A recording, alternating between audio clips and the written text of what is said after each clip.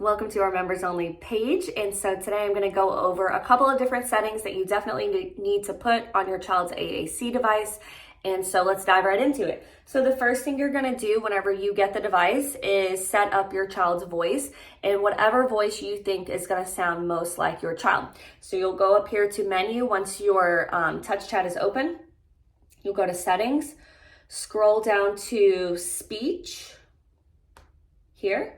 And right now it's on Aaron.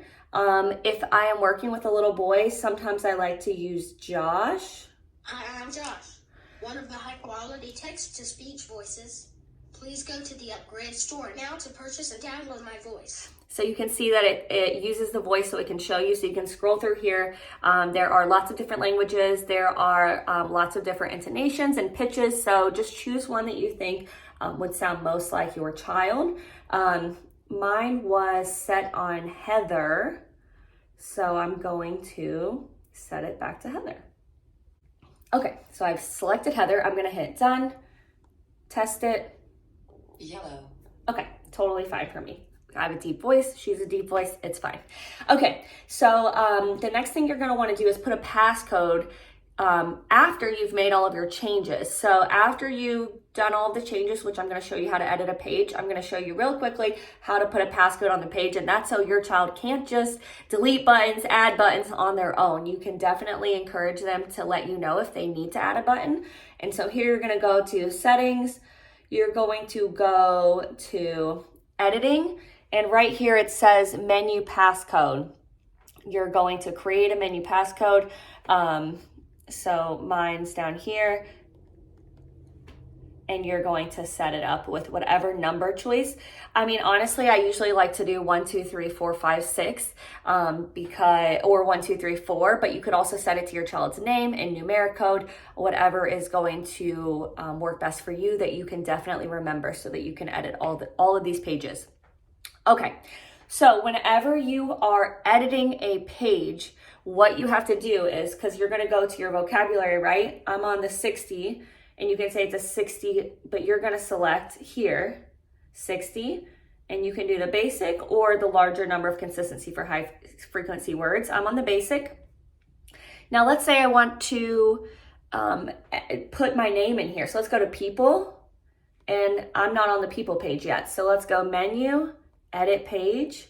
It says editing not permitted. Okay, so I'm going to show you how to do this really quickly. Okay, so you're going to go back to your vocab, choose a new vocab. We wanted the 60, right? Oh, sorry, I'm on WordPower. Here's my WordPower. It's hard to do this sideways. I'm going to go here to 60. I'm going to go up to menu, and I'm going to hit copy a vocab. So I'm going to copy, it says select. I want the WordPower 60 basic. I'm going to scroll down. Here's WordPower Basic SS. New description, I'm gonna type in the description. So WordPower 60 SS, so that's the basic.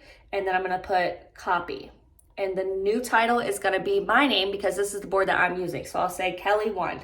And as I grow, right, and my language develops, I might add Kelly 2, another board once we start using more boards. So I'm gonna hit save. Now my vocab is copied here, and anytime I want to use it, I select it, and now I'll be able to add in a button, edit page. All right, and now we're ready to add in a button. So I'm gonna go, I always let the child choose, like, okay, we're gonna put you on here, where do you wanna go? And they choose here, sure, edit this button. And if you want to, you can always hit edit this button or copy button if you want it to look like a certain other button on here to match, and then hit paste and then go in and change. So let's do that. So let's hit copy button. I have copying mom. I'm gonna hit paste button. There it is. I'm gonna go to edit this button, which I wouldn't have done this typically because obviously, whoops, I need to get my keyboard out here.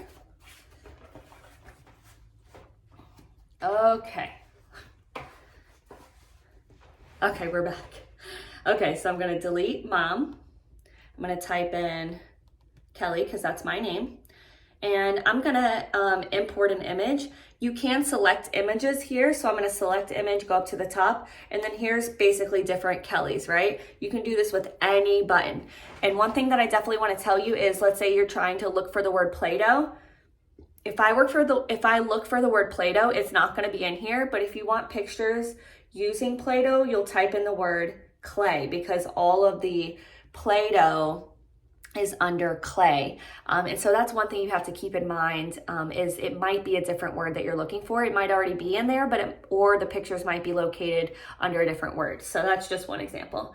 Okay, so none of those Kellys look like me, right? I like to use an actual picture whenever we're talking about people. So I'm going to clear image, import image, go to my camera, flip it around, take a picture. Here it is. All right, and I like to make it nice and tight in the frame.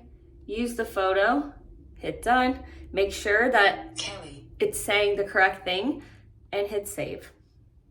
All right, and then I'm gonna hit done. If I had a password on here, I wouldn't be able to edit this again. So now I can say, if I'm saying hello, I'm gonna go social. Hello.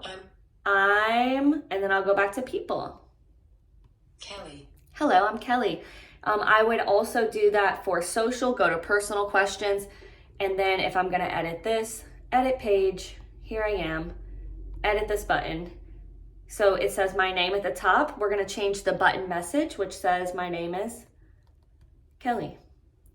All right. And I can also change and add my picture to that. So I'll hit done.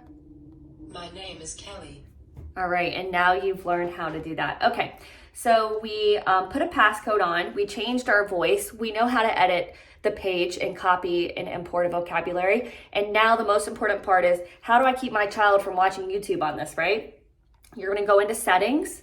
The first thing that I want you to do is go to display and go to auto lock, because I don't want the iPad shutting off all the time. If we're playing with Play-Doh or something, maybe we're not using it for 2 minutes, and then after 30 seconds, it's gonna lock out, right? So we wanna change that. So we're gonna go to auto lock and select 10 minutes. 5 or 10 minutes is plenty of time if you are using it over and over again. So I'll stick with 5 for now.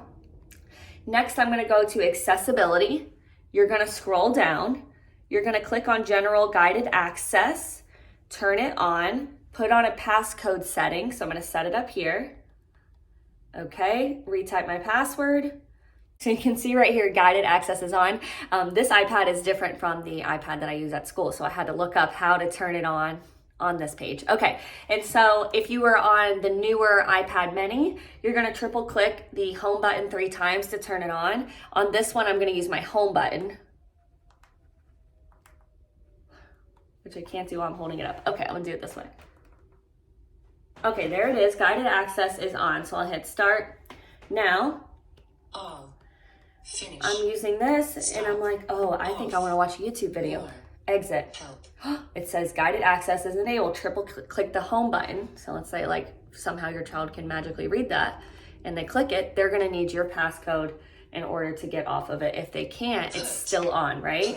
I still cannot get off of this. So that is one of the most important things that you definitely need to put on the iPad if you're using the iPad, is enable guided access, so that they cannot exit out of it at any time and get on whatever else they want to.